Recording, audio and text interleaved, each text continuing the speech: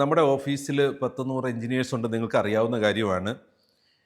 എല്ലാവരെയും വളരെ കൃത്യമായ ഇൻ്റർവ്യൂകളിൽ കൂടെ കടത്തിവിട്ടാണ് അകത്തേക്ക് സെലക്ട് ചെയ്യുന്നത്. വലിയൊരു ക്യൂ പുറത്ത് വെയിറ്റ് ചെയ്യുന്ന ഗ്രേപ്സിലേക്ക് എത്താനായിട്ട്. അപ്പോൾ നമുക്ക് വലിയൊരു ലിസ്റ്റുണ്ട്, വെയിറ്റിംഗ് ലിസ്റ്റുണ്ട്. അതിൻ്റെ ഇടയിൽ ചിലർ പേഴ്സണൽ റെക്കമെൻഡേഷനുമായിട്ട് വരും.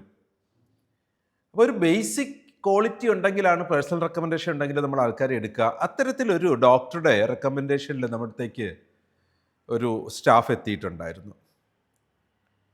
അദ്ദേഹം ഈ വരാൻ പോകുന്ന ആളിൻ്റെ കാര്യങ്ങളെക്കുറിച്ചൊരു ഗൈഡൻസ് തന്നു.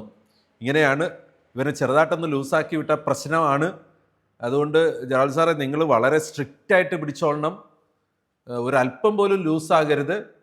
ആള് ഇങ്ങനെ തല്ലിപ്പൊളിത്തരം കാണിക്കാനായിട്ട് കിട്ടുന്ന ഏത് ചാൻസ് ഉപയോഗിക്കുന്ന ആളാണ്. അപ്പം ഞാൻ കരുതി ഒരു സഹോദരങ്ങളെക്കുറിച്ചുള്ള കരുതലിൻ്റെ കൂടുതൽ കൊണ്ട് പറയുന്നതാണെന്ന്.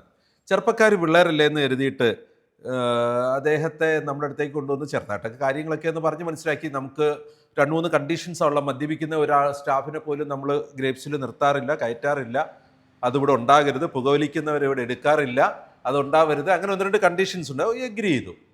പക്ഷെ അതിനുശേഷം വന്ന് ചെറുപ്പക്കാർ പിള്ളേരല്ലേ എന്ന് കരുതി ഒരു ലൂസായിട്ട് അല്പം അവരുടെ സൗകര്യത്തിന് പോയിട്ട് വരട്ടെ എന്നൊക്കെ വിചാരിച്ചപ്പോൾ ഇഷ്ടാനുസരണം നടക്കാൻ തുടങ്ങി. അങ്ങനെ അവരുടെ വീട്ടിൽ നിന്ന് വീണ്ടും വിളിച്ചു, സാറേ നിങ്ങളടുത്തേക്ക് വിട്ടത് കുറച്ച് നിങ്ങൾ സ്ട്രിക്റ്റായിട്ട് പിടിക്കുമെന്ന് കരുതിയിട്ടാണ്.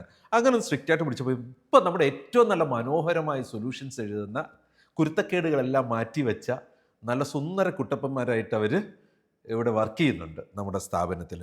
അവർ ചെയ്യുന്ന പ്രോഡക്റ്റുകളുടെ അതിൻ്റെ മനോഹാരിതയുണ്ട്. അപ്പോൾ എന്തുകൊണ്ടാണ് ആ മനുഷ്യനെക്കുറിച്ച് മാനുഫാക്ചർ പറഞ്ഞത് നമ്മൾ അനുസരിക്കാതിരുന്നപ്പോൾ നല്ല റിസൾട്ട് കിട്ടാതിരുന്നത്, നമ്മുടെ ഇഷ്ടമനുസരിച്ച് നമ്മളതിൽ ഡിസൈഡ് ചെയ്തപ്പോൾ നല്ല റിസൾട്ട് കിട്ടാതിരുന്നത്? കാരണം മാനുഫാക്ചർക്ക് അറിയാം ഇതെങ്ങനെയാണ് എഫക്റ്റ് ചെയ്യുന്നത്, ഹസാഡസ് ആകുന്നത് ഏത് സാഹചര്യത്തിലാണ്, എങ്ങനെയാണ് ഇതിനെ സൂക്ഷിക്കേണ്ടതെന്ന്. അപ്പോൾ വളരെ കൃത്യമായിട്ട് നമ്മളുടെ ഹോസ്പിറ്റലിൽ ഇത്തരത്തിലുള്ള മെറ്റീരിയൽസിൻ്റെ സ്റ്റോറേജിൻ്റെ റിക്വയർമെൻറ്റ്സ് മാനുഫാക്ചർ പറഞ്ഞിട്ടുള്ളത് മുറുകെ പിടിക്കണം. അതനുസരിച്ച് തന്നെയാണ് സ്റ്റോർ ചെയ്യേണ്ടത്.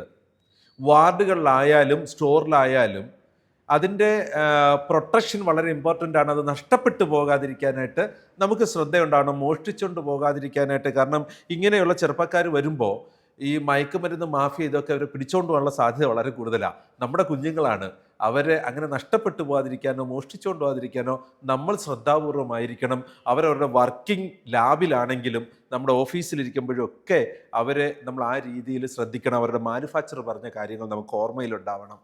അങ്ങനെ നമുക്ക് ഈ ഹസാഡസ് ആകാനുള്ള കാര്യങ്ങളെ ഐഡൻറ്റിഫൈ ചെയ്യാനും സൂക്ഷ്മമായിട്ട് അതിനെ കൈകാര്യം ചെയ്യാനും പറ്റണം.